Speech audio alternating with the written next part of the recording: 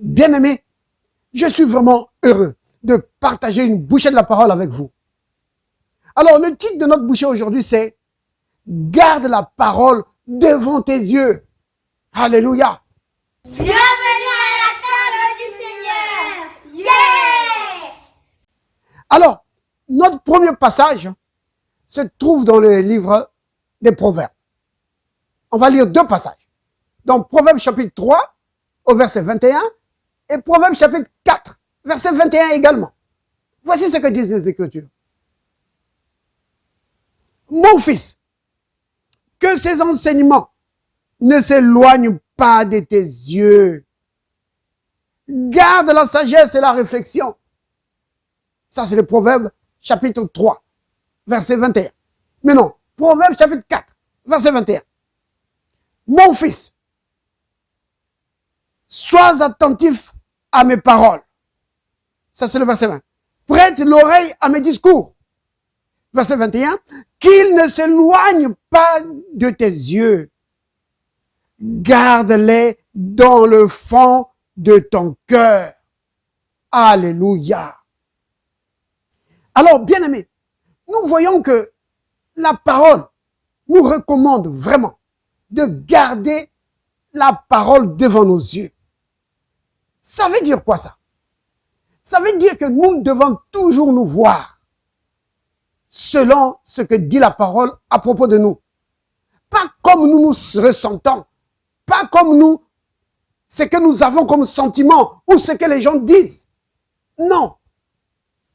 Nous devons toujours voir, nous voir nous-mêmes, selon ce que la parole de Dieu dit à propos de nous.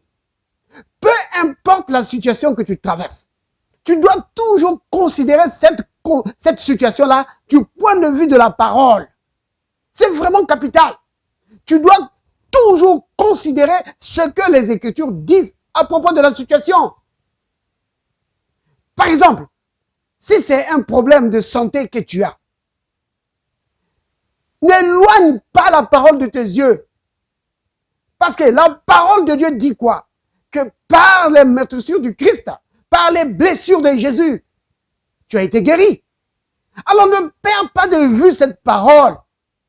Parce que si tu perds de vue cette parole-là, tu vas commencer à te voir comme par exemple le médecin a dit, ou comme par exemple ce que le voisin a dit, ou comme ce que toi tu penses. Mais tu dois te regarder conformément à ce que la parole de Dieu dit. Et par rapport à la maladie, la parole dit que tu as déjà la guérison par les blessures de Jésus. Donc tu dois garder cette parole-là devant tes yeux. Ça veut dire quoi ça? Ça veut dire que si tu gardes cette parole-là de 1 Pierre 2, verset 24, lui par le meurtrissure duquel vous avez été guéri, ou Ésaïe, chapitre 53, verset 4 à 5. Si tu gardes ces paroles-là devant tes yeux, tu vas te voir guéri. Ah oui, tu te verras guéri. Parce que ces paroles-là disent que devant Dieu, tu es guéri. Jésus a pris tes maladies et la maladie n'a rien à faire dans ton corps. Mais si tu éloignes cette parole de tes yeux, tu vas te voir. Tu vas voir la situation en train de s'empirer. Tu vas voir la situation en train vraiment de t'amener jusqu'à l'hôpital, l'hospitalisation, opération et toutes sortes de choses. Et c'est comme ça que l'ennemi va travailler. Il va essayer de t'éloigner de la parole. Il va essayer de gommer ou de te faire oublier la parole. Comment il arrive à le faire? Par la peur. Le but de la peur, c'est ça. C'est te faire oublier la parole. C'est pourquoi, quand tu sens un sentiment de peur, tu dois chasser la peur. Parce que c'est un esprit. Ce n'est pas juste un sentiment. C'est un esprit. Quand tu sens cela t'envahir, c'est l'ennemi qui t'attaque. Et son but, c'est de venir paralyser ta foi. C'est-à-dire que tu ne regardes même plus la parole. Tu te préoccupes seulement de ce que tu ressens dans ton corps. Tu t'occupes seulement de fixer tes yeux sur la situation. Mais tu ne fixes plus tes yeux sur la parole. Vous comprenez, bien-aimés? Donc, nous devons garder la parole de Dieu devant nos yeux. C'est capital. Si c'est par exemple une situation financière, tu gardes tes yeux vraiment sur la parole. La parole de Dieu doit être vraiment devant tes yeux. C'est quelle parole ça? L'Éternel est mon berger. Je ne manquerai de rien. Tu gardes cette parole-là devant toi. Ou alors, j'ai été béni de toutes sortes de bénédictions spirituelles dans le lieu céleste en Christ. Ou alors, Éphésiens, chapitre 5, au verset 29, que Christ prend soin de l'Église. Donc, il prend soin de moi. Oui. Ou alors, dans Éphésiens chapitre 3, où on dit que tu es devenu membre de la maison de Dieu. Ça veut dire que Dieu prend soin de toi parce que tu es membre de sa maison. Tu gardes ces paroles-là devant tes yeux. Alors, bien-aimé, que faut-il faire pour garder la parole devant ses yeux? Que faut-il faire? Oh, bien-aimé, tu dois prendre le temps de méditer la parole.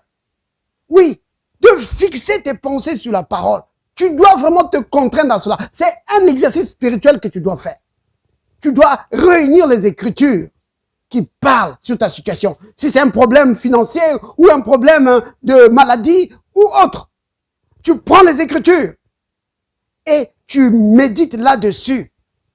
Regardez par exemple ce qui est dit dans le psaume ici. Le psaume 16, au verset 8, il est dit « J'ai constamment l'Éternel sous mes yeux. Quand il est à ma droite, je ne chancelle pas. » Vous entendez ça? Faut avoir constamment le Seigneur devant tes yeux. Comment ça? Sa parole. Tu dois avoir constamment la parole du Seigneur devant tes yeux. C'est vraiment capital. Par exemple, quand il s'agit d'un problème de guérison, tu prends 1 Pierre 2, verset 24. Tu commences à penser au Christ. Oui. Comment il a porté tes péchés. Comment il s'est chargé de tes maladies. Et comment, par ses meurtrissures, par ses blessures, tu as trouvé la guérison. Tu penses à tout ça. Comment on était en train de le malmener, de le fouetter. Tu penses à cela. Tu le vois en train de monter la colline. Oui. Tu le vois en train de monter la colline avec la croix. Tu penses au Christ. Oui. Et tu te vois toi-même.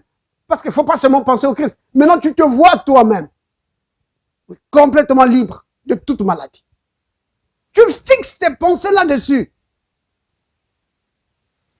Ce n'est pas de la méditation orientale. Ça n'a rien à voir.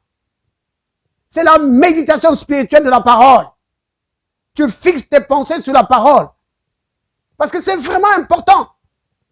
Si tu ne prends pas le temps de fixer tes pensées sur la parole, c'est impossible de garder ta parole, la parole de Dieu devant tes yeux. C'est impossible. Mais tu dois prendre du temps pour t'exercer à cela, pour garder tes pensées sur la parole de Dieu par rapport à ta situation. Donc tu te vois en train de sortir du problème. Parce que comme je l'ai dit, l'ennemi va essayer de t'amener toujours des images sombres de la situation. Que ta situation va s'empirer, que tu ne vas pas t'en sortir. Tu vois? Mais toi, garde tes pensées sur la parole. Et vois-toi en train de sortir de la situation. Alléluia. C'est comme ça, bien-aimé.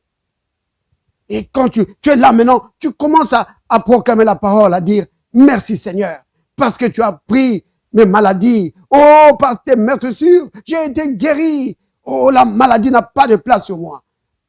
C'est comme ça. Et tu prends autorité sur les œuvres de Satan, tu les brises. Tu dis maladie, au nom de Jésus. Je brise ton pouvoir sur ma vie. Et je te chasse au nom de Jésus le Christ. C'est comme ça. C'est comme ça que ta foi va se saisir de la guérison que Dieu t'a déjà donnée. C'est vraiment capital. Garde la parole de Dieu devant tes yeux. Si c'est un problème financier, vois le Seigneur en train de pourvoir à tes besoins. Vois le Seigneur en train de pourvoir à tes besoins. Ne vois pas que non, tu vas tout perdre, tu vas te retrouver dans la rue. Ça, c'est l'image que l'ennemi va amener. Mais tu rejettes ça. Tu fixes tes pensées sur la parole. Tu vois le Seigneur en train de pouvoir à tes besoins. Et alors là, tu proclames, oui, l'Éternel est mon berger. Je ne manquerai de rien. Alléluia. C'est comme ça, bien-aimé. Oh, béni soit le nom du Seigneur. Père, merci pour ta parole que tu nous as donnée, Seigneur, pour fortifier notre foi, pour établir notre foi dans tes sentiers, Seigneur, pour que nous marchions dans la victoire tous les jours de nos vies, peu importe les situations. Oh, béni sois-tu, Père. Je prie, bien-aimé, je prie, Père, pour tous les bien-aimés qui nous suivent à la table du Seigneur. Peu importe les besoins qu'ils ont, Père. Dans le nom de Jésus, je réprimande toute œuvre de Satan dans leur vie. Satan, je brise ton pouvoir sur la vie de mes bien-aimés. Et je déclare la bénédiction de Dieu, la guérison de Dieu dans leur vie. Dans le nom de Jésus le Christ. Amen.